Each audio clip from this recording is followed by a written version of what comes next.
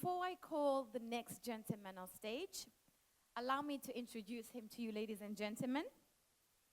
He is a group CFO from a company named Gulfland Property Developers.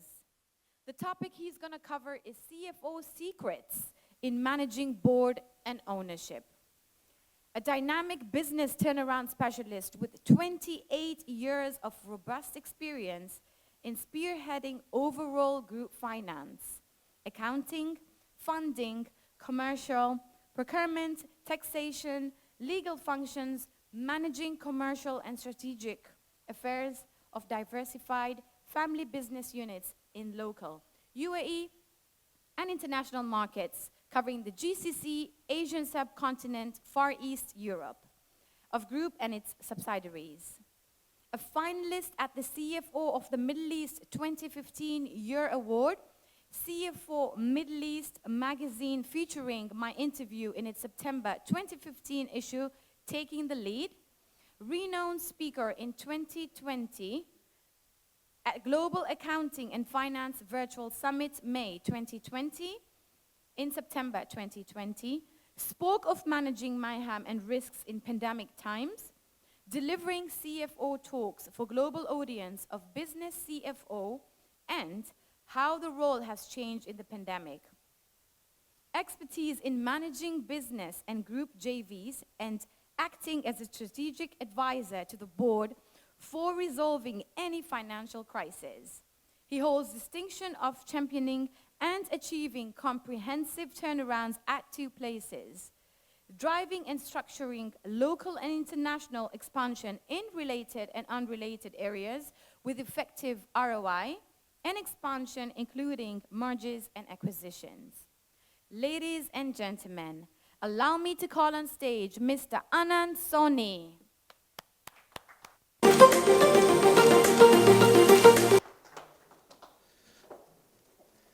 So, good afternoon, and thank you, Dr. Lal, for your inspirational speech. And am I enough audible? Is it? Okay, thank you. So, let me take you to the world of finance after Colonel Lal's inspirational speech. I know it's afternoon in Dubai today, but I'll try to make it as interactive and try to make it as simple as possible. Yeah. So, this is me. I've been in UAE for the last 20 years, group CFO, strategic influencer, turnaround specialist, and a trainer. And I take pride in the fact that I've been in UAE handling only and only diversified family businesses. And give me a business, retail, trading, distribution, real estate, properties, share market, services, logistics. So give me a business, I will handle. And that's my core expertise. However, the role of CFO has undergone a big time change, especially the last 5 years. And more so during pandemic actually. In the earlier days, the CFOs were more like keeping the books of accounts. But then when COVID hit us, the expectations completely got changed, and the role increasingly became like a business CFO. And a business CFO is someone who goes deep dive into the businesses. And people often ask me, what are those 3 top priorities you believe as a business CFO you have? And you know what are those 3? You have growth, because every owner expects from the group CFO, regardless of whatever happens to the economy, regardless whatever happens to the liquidity in the market, to ensure that businesses are cash flow surplus, profitable. That's one part. The second is risk management. Risk management. It could be commercial risk, could be process risk, could be interest risk, or risk mitigation management. And third is the control. Now the challenge is, if you logically look at growth, risk management, and control, then you've got to be a business CFO. There's no other option. And especially when you're working for family groups in UAE for so long, handling so many businesses. So here is this the big change, which I believe has happened to the CFOs, increasingly becoming the business CFOs. But you see, this is not just a talk, but what exactly is required from the business CFO to deliver the results. You know, I can talk here for another 2 hours and keep giving you talk till the time cows come home, but then that is not a result what I'm expected to do. I'm expected to deliver the results. And for me, the most important part is how do I manage my board? How do I manage my ownership? Period. That's it. How do I manage my board? How do I manage my ownership? You know? And unless I do that, I'll just be a failure. So this is what I've said here. For me to be successful, I got to manage my board and ownership. And in the next 20 minutes, I'll take you through secrets. And people ask me why I have used this word, CFO secrets in managing ownership and board. So interestingly, in this January, the CFO University from USA, they invited me to do a CFO talk with them. And the CFO University founder asked me, how do you convince the board? And I said, look, there are secrets which I have. Then this is how this word secrets has come, and these are really secrets. These are really secrets. So I hope after the next 20 minutes, you do have some secrets how to manage the board and the ownership. Okay. So if I talk about secrets, it is obvious that there are real challenges, especially in the current times when you have to manage the ownership. And things have changed a lot in 2024. In the pandemic time, I still remember the target was survival for a week, survival for a quarter. And the board was not interested in your gimmicks or your stories because you have survival, right? So as a group CFO, the targets were very different. I still remember we were trying to restructure some facilities, loans to facilities from a bank here. And my target was to explain to the ownership in the language in which they understand in the COVID times. Now, if I go and tell the ownership, look, this is the issue, that's the problem, it won't work. And believe me, it took me full 1 month to negotiate with the bankers and then communicate to the ownership. And then we got the deal done. Post-COVID, as I see back, probably till 2022, 2023, things remain more or less same. But this year, things have changed a lot. And why things have changed? Because ownership believes, the board believes, at least in UAE, there's a lot of optimism is there, rightly so. This is a great city. This is a great place to stay. And people believe, want to make up for the lost time. So there's a lot of aggression, whether you're a real estate developer or you're into manufacturing, regardless your business model, to move fast, to achieve growth. And that's what is challenging, again, as a group CFO for me. What was valid in 2020 is not valid now. Now, when I talk to my board and the ownership, I got to factor there's a growth. Because if I don't factor, I'll be snubbed as if I want to stop the progress. So my solutions have to be which aid them in growth, yet show the risk. That's what my role is. So you have board members, family members. This is another part. You know, in my career, I've seen board which has family members, father, son, daughter, any combination, any background also. And trust me, for me to explain the financials or the commercial part to someone, a board member who's from civil engineering, is very tricky indeed, than to explain to someone who is an MBA finance. And I've been often asked this question that, how do I manage this? And here's what I suggest to them. I said, look, give the credit to the board members and the owners first.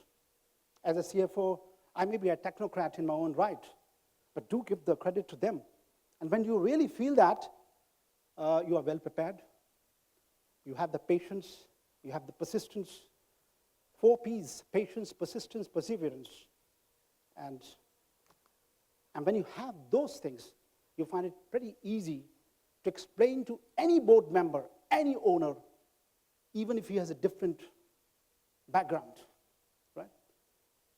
Let me address an elephant in the room, which is, and this is the right forum to address that, about the family disputes. And I've seen that in family groups. And that's something you need different skills, how to manage the family disputes. And the best way to manage, again, is to think what is in the interest of the group. And then reach out to each of these members in the language in which they understand. That's very important. The other thing is, when you are working as a group CFO or as a business CFO, often you are being confronted with the issues of the family members, something very personal. And I've been often asked, what is the secret you have to manage those family members who come up with some personal financial issues? And here is what I tell them. Though my job description or my job offer probably never said that I'm supposed to handle the personal matters, personal financial matters. But hey, if you're a group CFO, take a back seat. Who else do you think the owners and the family members will go to solve their personal problems? Do you think they should go to the consultant? He's half known, he doesn't know the full story. So, he has to go to you. So, take it, do it to the best of your capabilities, and I'm sure once the board members find that you're aiding them as well as in the business, trust develops. So the trust element is very important, and mind you, it takes time. It takes time. Trust is not overbuilt or built. It does take time. And that is something which we need to have. Okay? I want to address the last point here, which is very important in terms of managing the various secrets which I've said here: solution mindset, be a good listener. You know, God has given us 2 ears and a mouth. God has given us 2 ears and a mouth for a reason: to be a listener. And when I say listener, a good listener. Because when you listen, you then don't react immediately, right? You don't react immediately. You wait. You build up your response, and you then go back. So very important when we are dealing with the board and the ownership, being a good listener, give the credit to them, prepare, go back, have no ego space. So no ego space, prepare well, be a good listener, and get decisive wins. Now, this is the most critical part of my talk. At the end of the day, we are all looking for a decisive win. Anyone in the audience wants to explain what you mean by a decisive win? Anyone wants to make an attempt? What's a decisive win? Regardless finance, wherever it is, whichever part of whatever you handle, what is a decisive win? Is it different from a win? Anyone? Okay. I differentiate between a decisive win and a win. A decisive win, in my view, is something which is unequivocal. No one can deny this. It's explicit. It's measurable. It's tangible. It is not abstract. That's decisive wins, which means you have arrived, or else the other way is you are in such a desperate situation, you're in utter despair, and you resolve that situation.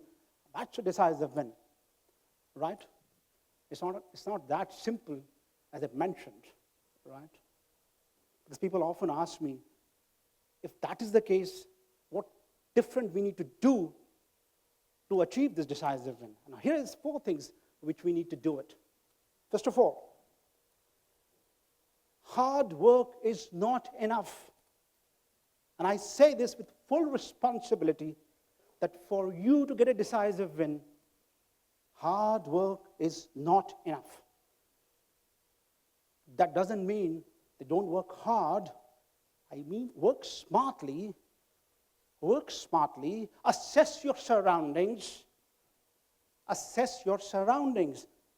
make a logical assessment of your resources. Unless you make a logical assessment of your resources, unless you make a logical estimation of your surroundings, you can't paint every situation with the same brush. And therefore, hard work is not enough. Work smartly. Second, people often celebrate too early. We're in a hurry to communicate to the board or to the whoever, our superiors or the owners or our masters, that we have done this thing. Don't do that. Have that patience to ensure that you check all the points. So don't celebrate early.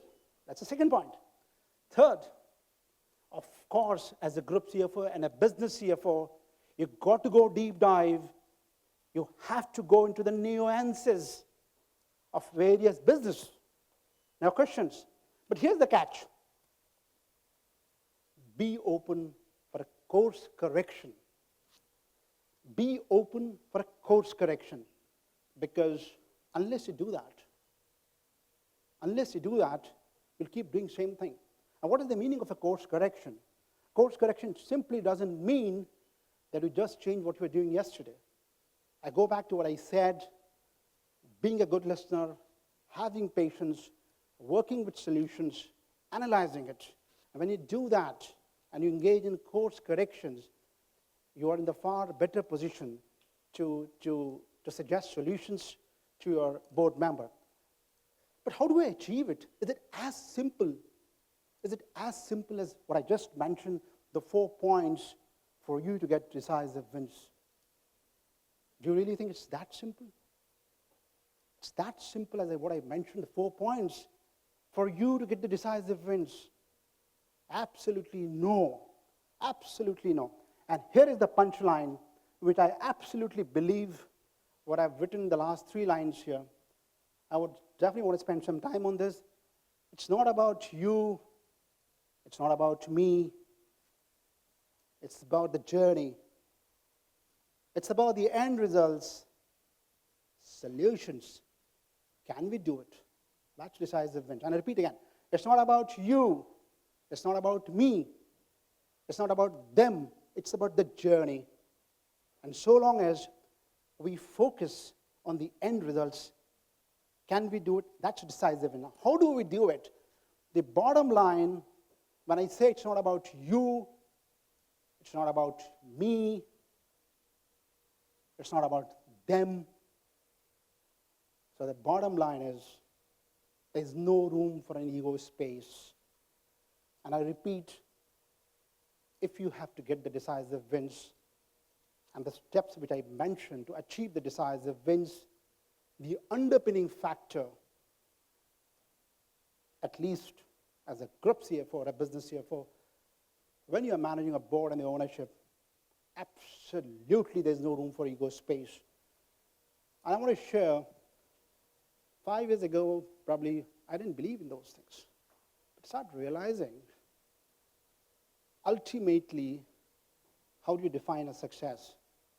Success is not about me, it's about what you have achieved in concrete, measurable terms.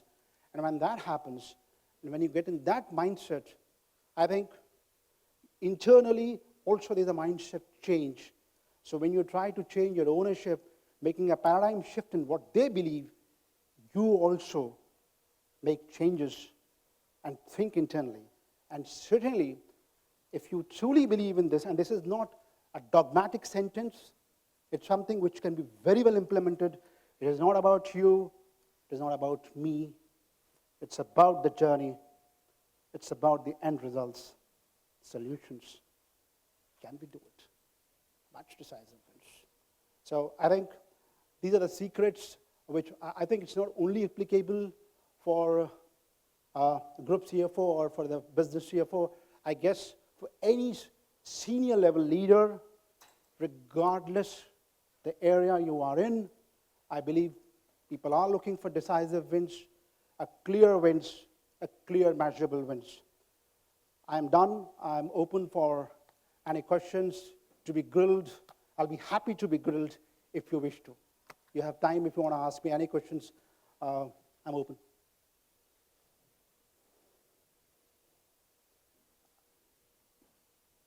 I'm sure if there anything, I mean, this reminds me, there are two ways in which, when I would have addressed the talks like this is what I feel sometimes.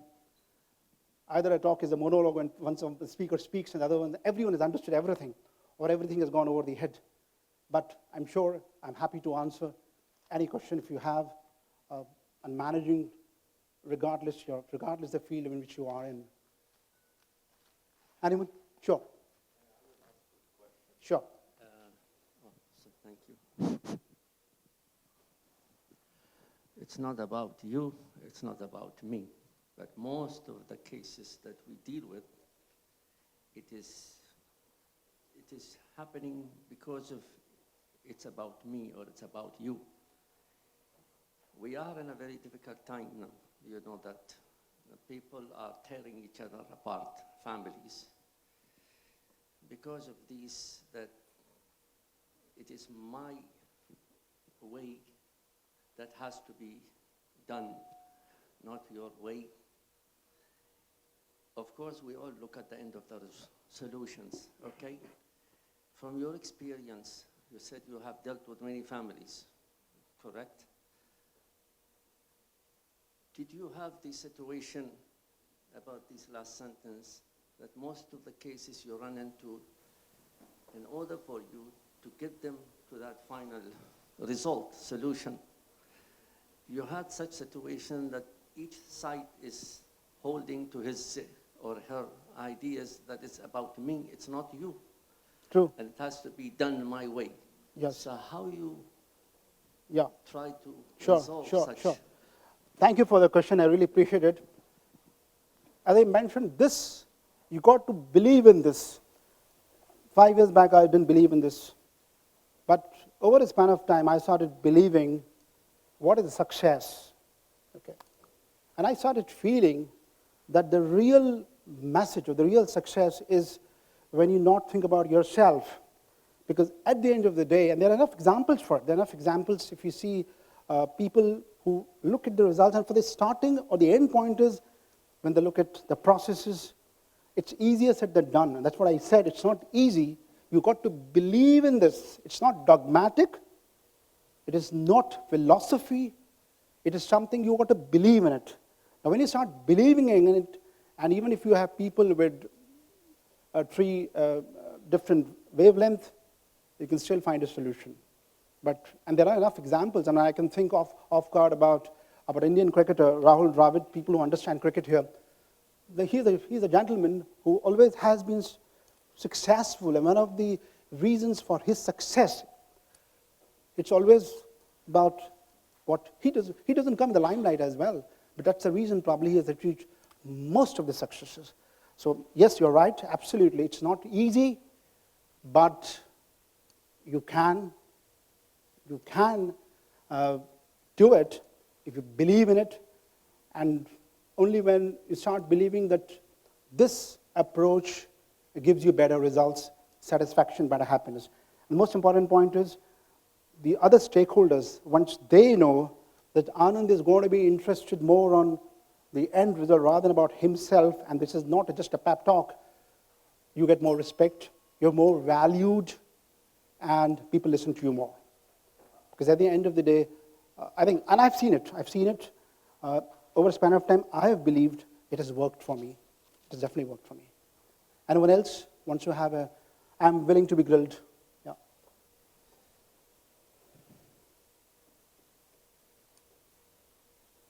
Thank you so much for your time and hearing me out in this afternoon. And I hope you have picked up some good secrets to manage your ownership board and the masters. Thank you so much.